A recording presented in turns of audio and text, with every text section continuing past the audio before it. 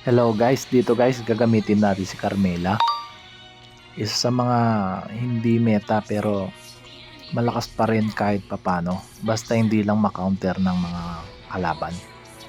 Dito kakampi natin yung mage na may golem, yung Leomord na may kabayo, yung kabayo at saka yung Layla. Dito guys, mythic na to. Tapos dito XP lane tayo na Carmilla. Dito swerte tayo dahil Ruby ang ating kalaban. Mahirap kasi kapag ang XP lane kalaban mo dito yung mga merong damage tapos may sustain kagaya ng Tamus. Tignan nyo yung damage natin dun sa at yun na nga, meron tayong kakampi na Rumespo agad at nabigyan nga yung Ruby. Ang galing ng mage natin dito. So dito nakita natin naka Brave Smite yung Ruby. So kada tira niya meron siyang makuwang life. Kaso mas malakas yung life steal natin pag nakadikit tayo sa mga creeps.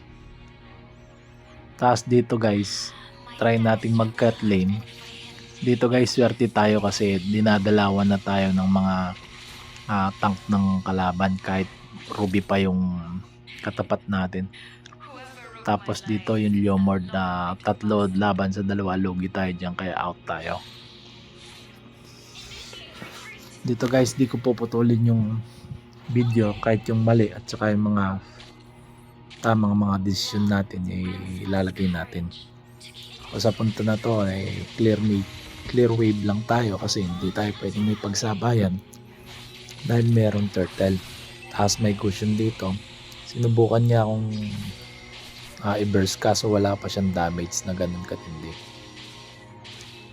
Ito guys, tingnan nyo, napakaduga ng Carmilla na to. Lakas ng lifesteal niya. Tapos may movement speed pa siya. Second skill may stun. Tapos meron pa siyang SS na parang kay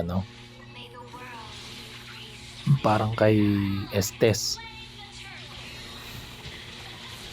Tapos dito may clash. Ang bilis tumakbo ng Sicilian. Walang boyfriend dito kapag magka-rival. Kaso naka SS yun, mabilis din yung movement speed niya. Dito nakabili na tayo ng Dragon Ball para mas mabilis tayo mag clear wave at makarespo sa mga kasama. Yun lang naman yung purpose ng Carmilla.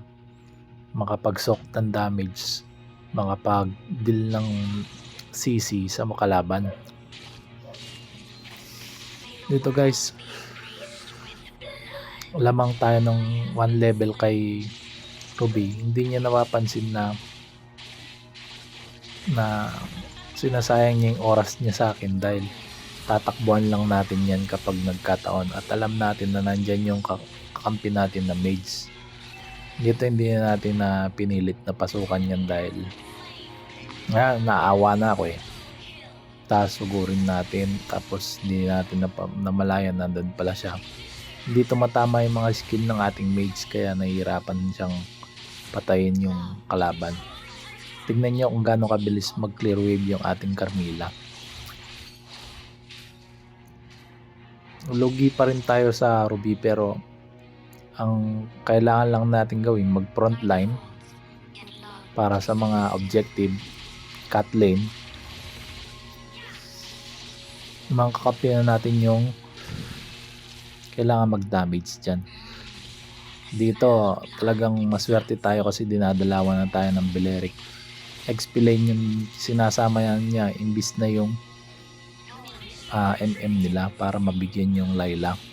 Tataba yung Layla natin dyan kasi kasama niya yung Hylos.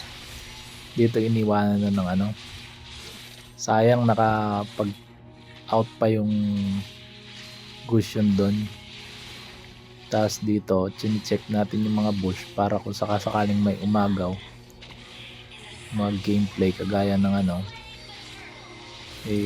makuha natin dito. Bilis talagang manakbo ng kalaban dito. Tapos ayun, nagpo-push na yung Ruby. Haharangan tayo para hindi tayo makapagpa-level. Dito guys, ayun no, sustain lang tayo dito sa creeps na to para hindi tayo maubusan ng life. Maduga kasi itong Carmilla na to, parang si Alice din. Tingnan niyo yung sustain niya pag meron first skill. Ang lakas niya mag lifesteal sa ano kalaban. Dito guys, hindi talaga tumatama yung mga skill niya, no? Makunat din to, kaya hindi natin mabibigyan basta-basta.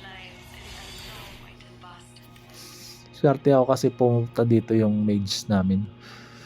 Kaso low mana tayo, kaya unuwi muna tayo. Tapos diretso mid ang ginawa namin kasi ubos na rin yung bottom. Tapos yung top na clear naman na ng ano, mage natin. Sa punto na to, puntahan natin ulit yung top para makapag-clear tayo, hindi tayo mag-up. Dito level 8 pa lang, level 8 tayo, level 7 pa lang. Tingnan nyo, isusustain lang natin yung damage nya kahit papano hindi tayo malo-low life. Sa punto na to, nakita natin na may kakampi tayo, kaya try natin kung kailangan ba natin pumick off, makukunat yung mga yan, kulang yung damage natin. At yun na nga, nag SS na at hindi talaga nabigyan, at nakaisa sila XP sa roam. Lugi tayo doon, pero na low sila, kaya mapapatay ng ano yan, ng Leomord.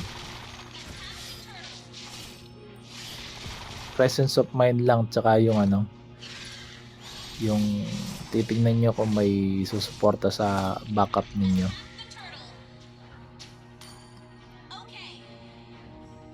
Ang importante dito, makapag-deal ng damage yung mga may item sa atin.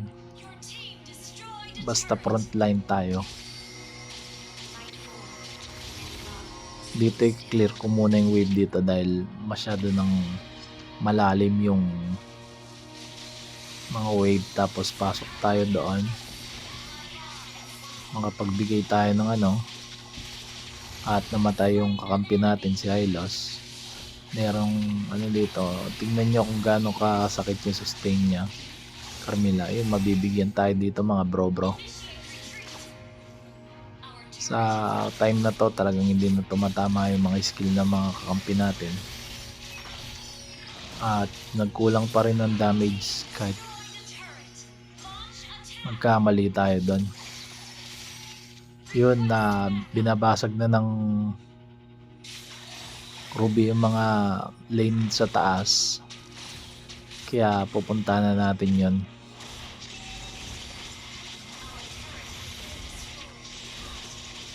Yan, sustain lang talaga natin to kapag ganyan yung kakatapat natin,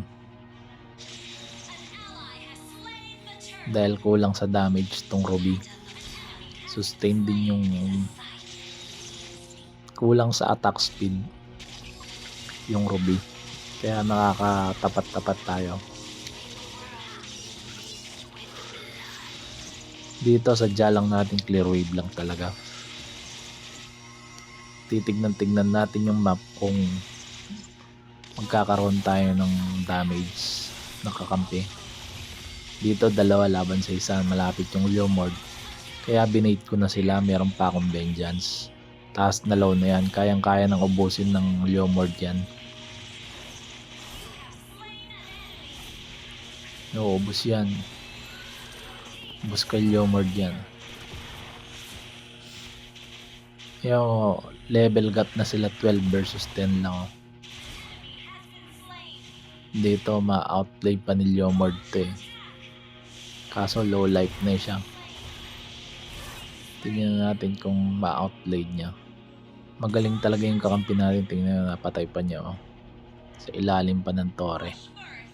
Level 10 versus level 12, lamang na lamang ni Leomord natin dyan. So ganun lang ang purpose natin, mapalow natin sila. Kapag nalow na sila, iayaan na natin mag-finish dyan yung kakampi natin.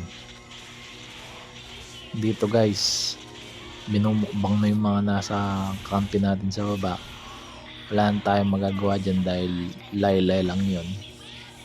Hintayin natin yung high damage deal.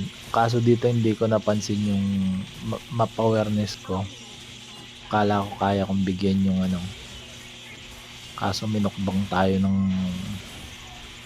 kalaban dito. Meron pa Sicilian, meron pang MM. 4 bago tayo mapatay.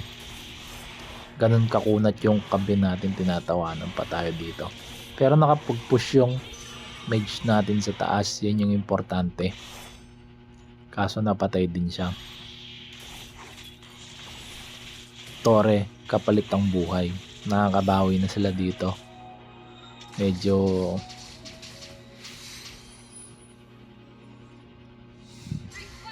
bawi-bawi na sila dito. Buti yung Layla natin, yung MM natin eh, meron ng item kahit papano. Tapos yan, sinusuportahan niya yung Hylos. Parehong makukunat. Namatay. Eto dito, umpisahan na natin yung Lord. Alam natin na nandyan yung Leomord. 4 patay yung